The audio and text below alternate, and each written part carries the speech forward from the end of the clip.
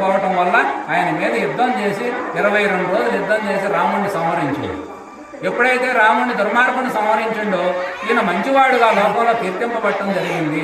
ఇలా కీర్తింపబడే ప్రతి ఒక్కడు కూడా మనకు కృష్ణుడు కూడా 5252వ పుట్టినరోజు రేపు కృష్ణాష్టమి మనం చేసుకోబోయేది.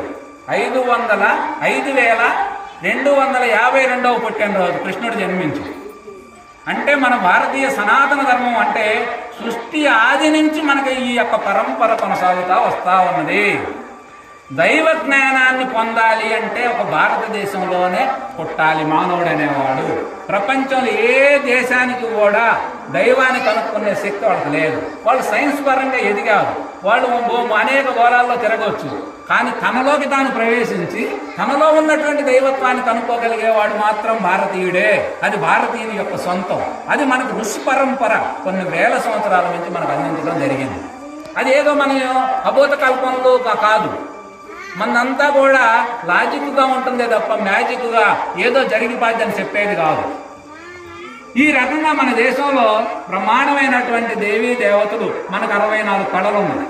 ఆ కళలన్నింటిని కూడా మన ఋషులన్నీ ఏ కళకి ఏ నాడి బాడీలో కదలికలు వస్తాయి ఇవన్నీ కనుక్కొని మనకు అందించే రకరకాల ఆహార నియమాలు, రకరకాల పద్ధతులు. ప్రపంచం కళ్ళు తెరవక ముందు, బట్ట కట్టక ముందే భారతదేశంలో బట్టలు వేశారు మన పూర్వీకులమ్మ. మనకు అనేక రకమైన కనిపెట్టారు. అవి ఎవరంటే మీ తాత, మా తాత, మన ముత్తాతల పరంపర కొన్ని వేల సంవత్సరాలు కొనసాగుతూ ఉంది. ఆ వారసత్వం అదంతా మనం కాపాడుకోవాల్సిన అవసరం ఉన్నది. అద్భుతమైనటువంటి దైవ జ్ఞానాన్ని పొందాలి అన్న మనిషి చేసుకోవాలంటే మన భారతదేశంలో ఉన్నటువంటి భారతీయ సాంప్రదాయం తప్ప మరొకటి లేదు. ప్రపంచంలో అనేక రకమైన మతాల నుంచి భారతదేశం మీద దాడులు చేసినాయి. ఇస్లాం మతం 700 సంవత్సరాలు భారతదేశాన్ని పాలించి అనేక రకమైన దేవాలయాలు ధ్వంసం చేసి అనేక రకాలుగా గ్రంథాలను తగలబెట్టి సంస్కృతి అంతా దెబ్బతీసింది. అయినా భారతీయులు దాన్ని ఎంతవరకు ఉంచాలో అంతవరకు ఉంచి ఖండించి అయినా భారతీయ దేశంలో ఉన్నటువంటి ఆధ్యాత్మిక జ్ఞానం చెక్కుచెదరకుండా కాపాడగలిగారు. అలాగే క్రైస్తవులు మరి 200 సంవత్సరాలు మన దేశాన్ని పాలించారు. అయినా సరే మన దేశం ఈరోజు కూడా భారతదేశం గొప్ప దేశంగా, హిందూ దేశంగా ఉండటానికి కారణం ఏమిటంటే ఏకత్వంలో భిన్నత్వం, భిన్నత్వంలో ఏకత్వం, అదే భారతీయ తత్వంగా లోకమంతా కొనియాడబడతా ఉంది. ఒకప్పుడు ఇంతవరకు మన భారతదేశంలో పుట్టిన హిందూ మతం ఇది మతం కాదమ్మా. ఎందుకంటే మతం ఇప్పుడు క్రీస్తు, బుద్ధుడు వీళ్ళందరూ వాళ్ళ చేత స్థాపించబడినటువంటి ఆ మతాలు. ఇది మనది మతం కాదు, సత్య మార్గం, ధర్మనిష్ట, జ్ఞానంతో కూడుకున్నటువంటి ఋషత్వం.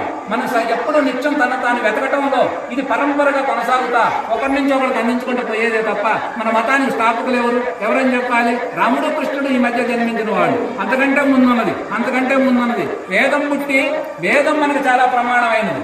వేదం పుట్టి 2,50,00,000 సంవత్సరాలైందని చెప్పి అమెరికా శాస్త్రవేత్తలు తేల్చారు. 2,50,00,000 సంవత్సరాల క్రితం వేదం పుట్టిందంటే ఇక మనకి ఎంత ప్రాచీనమైనటువంటి చరిత్ర ఉందో మీరు అందరూ ఆలోచించాలి. మనకు వేదము 4 వేదాలుగా విభజించి వేదవ్యాస మహర్షి 108 ఉపనిషత్తులు ఉన్నాయి, 18 పురాణాలు ఉన్నాయి, 54 ఉప పురాణాలు ఉన్నాయి. మనకి రామాయణం, భారతం ఇతిహాస గ్రంథాలు. ఇతి అంటే ఇక్కడ ఇలా జరిగినది, అందులో ఇదిగో మంచి ఇది చెడు, నీకు ఎలా కావాలో తేల్చుకో అని చెప్పేదే ఇతిహాస గ్రంథం. ఇతిహాస గ్రంథం మూల పురుషుడు మనకు రామచంద్ర ప్రభు రామాయణానికి. ఎందుకంటే రాముడిని మనం ఎందుకు పెట్టుకుంటాం? 4 ఇళ్ళు కట్టినా ఈ మతాలన్నీ వాడు వచ్చినాయి. 4 ఇళ్ళు కట్టిన ముందు రామాలయం పెట్టుకుంటాం. 4 మనుషులు ఉంటే అందులో ఇంట్లో ఒక మనిషికి రాముడి పేరు పెడతాం, ఇంట్లో ఒక ఫోటో పెడతాం. ఎందుకు? రామ కుటుంబం అన్నాదమ్ములు ఎలా జీవించాలో చూయించింది. ఎందుకంటే లోకంలో మాటలు చెబితే సరిపోదు, ఆచరించి చూయించాలి. అలా చూయించిండు. మానవుడు ఎట్లా ఉద్ధరించబడాలి, మానవుడు కుటుంబ వ్యవస్థ బలంగా ఉండాలంటే ఎలా ఉండాలి అని మానవుడుగా పుట్టి ఎట్టి మహిమలు లేకుండా అన్నాదమ్ముళ్ళు ఎలా ఉండాలి, భార్యాభర్తలు ఎలా ఉండాలి, ఇరుగు పొరుగులతో ఎలా ఉండాలి, ఒక రాజుగా ఎలా ఉండాలి, ఎట్లా అందరిని ఎట్లా గౌరవించాలి, రాజ్యాన్ని ఎట్లా పాలించాలి, ఇవన్నీ చూయించినటువంటి ఆదర్శ పురుషుడే రాముడు. అందుకనే రాముడిని పెట్టుకుంటాం. రామాలయానికి వచ్చి మీరు భయం చేయండి. ఎవరన్నా మీరు రోడ్డు పోతే ఏదన్నా తప్పు మాట్లాడినా, ఇంటికి పోయి మీరు తగాదు పెట్టుకున్నా, ఇప్పుడు దాకా రామాలయానికి పోయి భయం చేసిన ఉపయోగం అంటాం. ఎందుకంటే రామాలయానికి పోయి వచ్చే మనిషి చాలా పద్ధతిగా గౌరవంగా ఉండాలి, ఇంట్లో అత్తమామలతో బాగుండాలి, తల్లి కొడుకులు బాగుండాలి, అన్నదమ్ములు బాగుండాలి.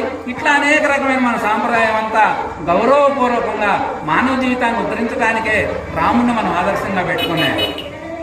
అలాంటి రాముణ్ణి, అలాంటి మనకి కృష్ణుడు అన్నాడు. కృష్ణుడు అంటే జ్ఞానం.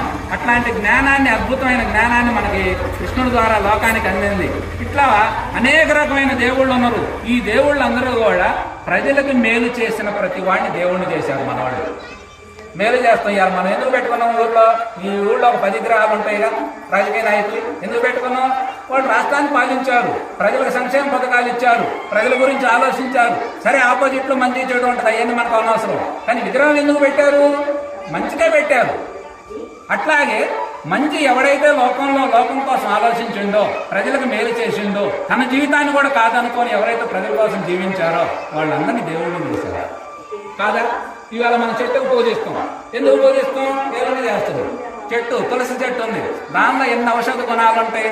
ఆ చెట్టు పూజించడం అంటే అర్థం ఏంటంటే మనం క్రియ ద్వారా చేయడం వల్ల పూజ అంటాం. కానీ తులసి చెట్టు ఇంట్లో ఉంటే తెల్లాపని కొద్దిగా అటు దూరంలో పెట్టి పడుకుంటున్నాయి.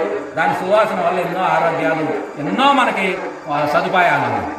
ఇవాళ గోవు ఉంది, గోవుని ఇంకొకరు మేము చంపుకొని తింటామంటే మనం చేసేదేమో. గోవుని తల్లి కంటే గౌరవంగా చూడమని చెప్పింది. కారణం ఏమిటంటే ఈ సృష్టిలో ప్రతి జీవిలో పనికిరాని 2 పదార్థాలను ఉంటాయి. కానీ గోవులు అన్ని పదార్థాలు పనికొచ్చాయి. అది ముఖ్యంగా మానవుడికి పనికొచ్చాయి.